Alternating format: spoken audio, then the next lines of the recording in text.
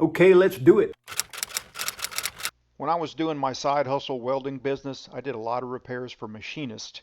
And sometimes the repair might not make sense, but on a Sunday afternoon, when they promised the parts would be delivered on Monday, I might get asked to touch up a part like this, build up a chamfer that was mismachined.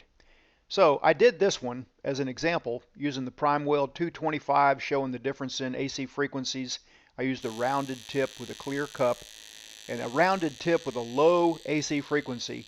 This was down around 40 hertz or possibly 50, but it helps you lay down a wide base when you're going to build up more than one pass. It wraps around those corners, gives you a little bit wider bead, and then you can increase the frequency for the second or third bead, or maybe it just needs one bead. But anyway, I found this helpful for laying down a big fatty.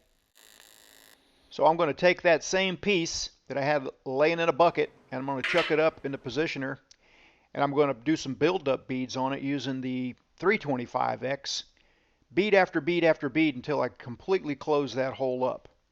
I'm going to start off at 60 hertz with AC balance set to 33% cleaning. I'm going to be using a number 5 clear cup for this round for two reasons. One, to save a little gas, and one, because a clear cup just helps me film the arc shots a lot better. Kind of lights everything up around the bead. And incidentally, if you're having trouble seeing where you're going, you might give a clear cup a try. So this is at 60 hertz. I'm going to have to gradually speed the positioner up as I go too, because my diameter is going to get smaller and smaller. I'm also going to have to stop every 2 or 3 beads and let this thing cool off a little bit. You can see right here the ripples are kind of disappearing. That's because it's heating up and cooling slower. So we'll let this one cool off a little while, and then we'll increase the AC frequency up to 120. 120 hertz is a really good all-around setting for welding just about anything if you just want to set it and forget it. But you can kind of see how that bead is standing up more here. So if you're doing build-up work, that can be helpful. Making sure to let it cool every now and then is also helpful to help the bead kind of stand up. This is 6061 material welded with 3/32 5356 filler rod. You can see a little spot or two where I kind of put the filler rod in sideways there. We'll try to tune that up a little bit. Increased now to 150 hertz.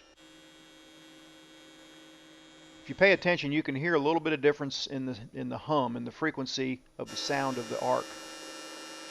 I'm not showing every single pass here, or we'd be here all day. I'm skipping ahead every 4 or 5 beads, so you get the gist of it. We're going to increase the frequency now to 200 hertz. That's about as high as I like to go. I don't like to listen to anything a whole lot higher. It's just kind of a high-pitched, annoying sound. 200's not too bad. I still put in earplugs for that. You can see how that cup is lighting everything up around it. When you put on a pink cup after doing this, it really is like somebody hits the dimmer switch a little bit. A couple more times around and we'll have it completely closed off. AC frequency is a really nice feature to have. It is not 100% necessary. You figure out ways around it if you don't have it. Build-up work where you stack one bead up on top of another is just one example of where it comes in handy. Hey, I just wrapped up this new shortcut guide to TIG welding, Prime Weld edition.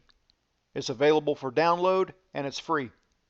And since it is a PDF file, it's got links to several videos, short, simple videos with clear arc shots showing you what each function does and how to get the most out of the machine.